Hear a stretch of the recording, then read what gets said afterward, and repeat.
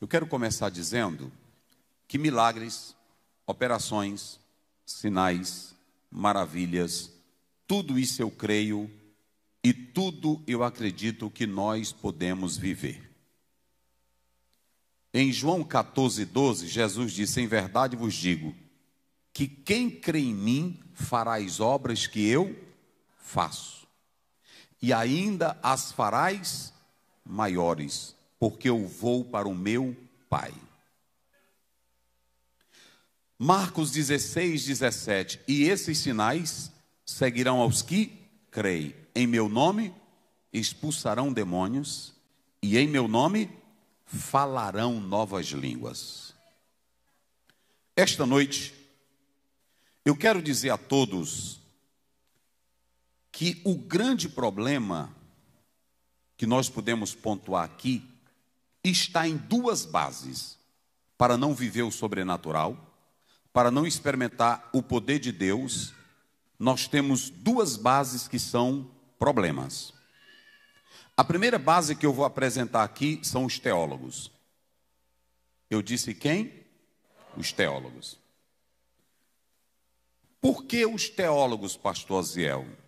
Porque todo teólogo, seja ele do Dallas, seja do Princeton, seja do Winchester, seja de Harvard, qualquer teólogo, ele nunca vai seguir fielmente a Bíblia, ele vai seguir mais a ideologia do seu seminário.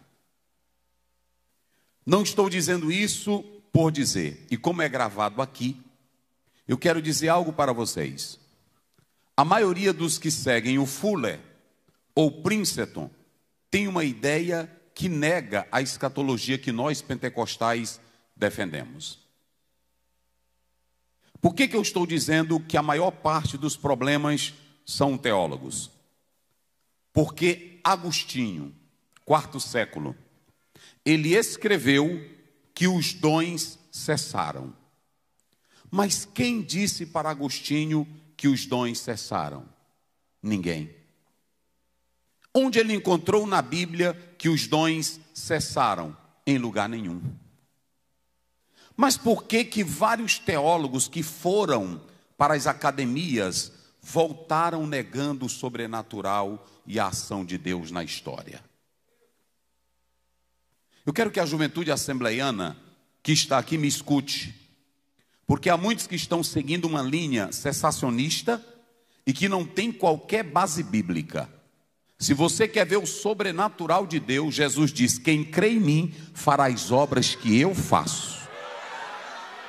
Quem glorifica a Deus? Vamos analisar. O primeiro argumento dos teólogos cessacionistas é que eles falam do silêncio da história da igreja sobre os dons, e também eles dizem o silêncio da Bíblia. Isso não tem base. A teoria do silêncio, ela não tem base nenhuma. Por que ela não tem base nenhuma? Escute bem, não há nenhum teólogo, por isso que eu pedi a Deus que hoje Ele me desse essa palavra, porque eu vou falar para jovens pentecostais, e louvo a Deus pela vida de homens que estão aqui esta noite, que são líderes da Assembleia de Deus. Escute o que eu vou dizer aqui, e muito assembleiano preste bem atenção. Quando você atenta para o argumento do silêncio, ele é tão incongruente, ele é tão sem base, que eles dizem que mais de 1500 anos na história, pais da igreja não falaram dos dons, pais da igreja não falaram de línguas estranhas. Ou seja, não há quase registro na história que se fale isso. Esse argumento, ele é tão pífio, ele é tão fraco, ele é tão sem base, que a Bíblia também diz, em 2 Reis 22, que o livro ou Pentateuco foi perdido. E quem encontrou foi os homens que estavam limpando a casa de Deus e encontraram o livro do Senhor. Ou seja, por que eles perderam o livro de Deus? Digam comigo, perderam o livro de Deus. Veja que o livro estava jogado dentro da casa. Depois de muitos anos, alguém encontrou aquele livro. Após a morte do último apóstolo, se você ler o pastor de Hermas e Barnabé, após a morte do último apóstolo, a doutrina da justificação, ela caiu em quase descrédito por 1500 anos. Ou seja, a reforma no século 16, 15 e 16, vai retomar o ensino da justificação. E aí, só pelo fato dessa doutrina não estar sendo bem tratada, mas está sendo contaminada, quer dizer que ela não existia? De maneira nenhuma, ela sempre existiu. O problema era quem estava lidando com ela. Se vocês pegarem o argumento da ciência histórica, eles querem dizer que muitos teólogos profissionais, tradicionais, não trataram dos dons. E aí quando você pega Agostinho, que ele vai dizer no século IV, que os dons cessaram, quando você lê o segundo livro, Cidade de Deus, Agostinho diz assim, no 22, eu errei. Eu encontrei registros de que Deus continua salvando, continua curando e continua batizando.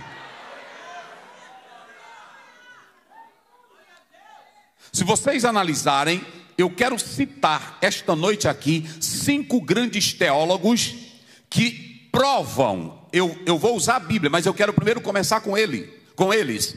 O Ainen Gruden, ele é o primeiro, ele diz assim: na história da igreja, os apóstolos começaram e a igreja continuou fazendo maravilhas pelo poder do Espírito Santo de Deus.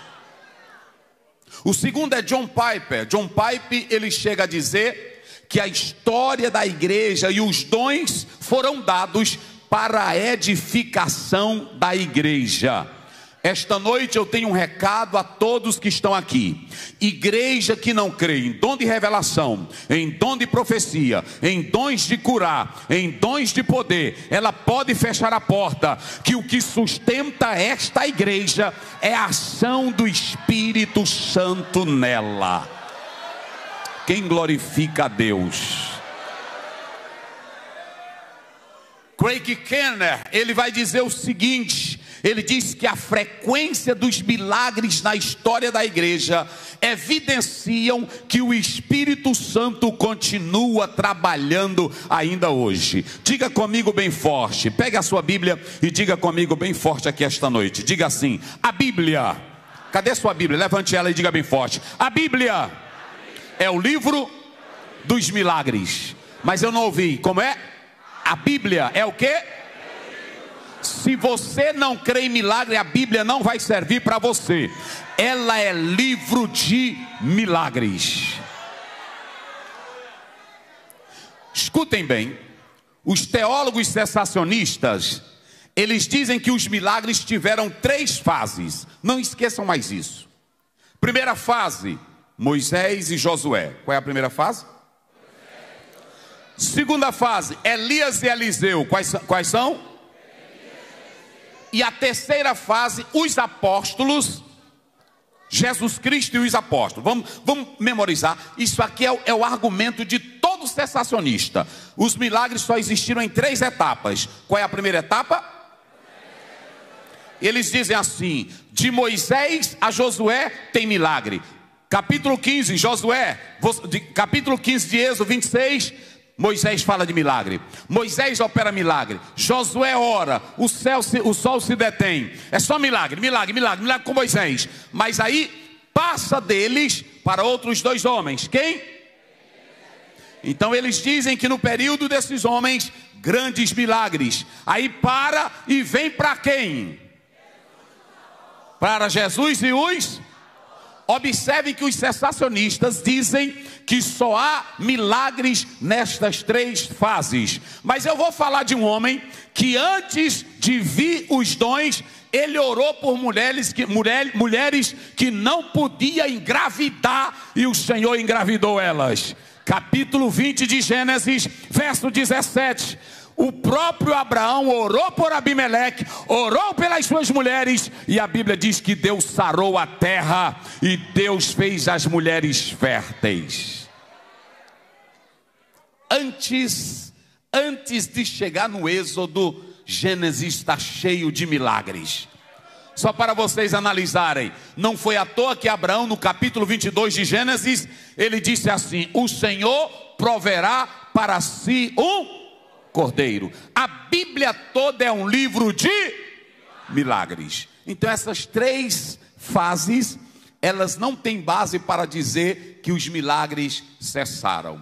Agora veja bem, quando você chega na própria ideia de Benjamin Arfield, é dele a ideia de que os milagres percorreram essas três fases e que os milagres cessaram. Não existem mais dons, não existem mais milagres como antigamente no Velho Testamento. Agora deixa eu dizer uma coisa para vocês. Essa ideia de Benjamin, ela vai se tornar popular até do século XIX e atingiu até hoje o nosso presente século. E o que eu quero falar aqui? Primeiro, são os teólogos. Os teólogos criam uma ideia e eles trazem essa ideia de que Deus não pode operar assim, não pode fazer assim, ele só pode fazer assim e desse jeito. Teólogos. Mas o outro problema, uma liderança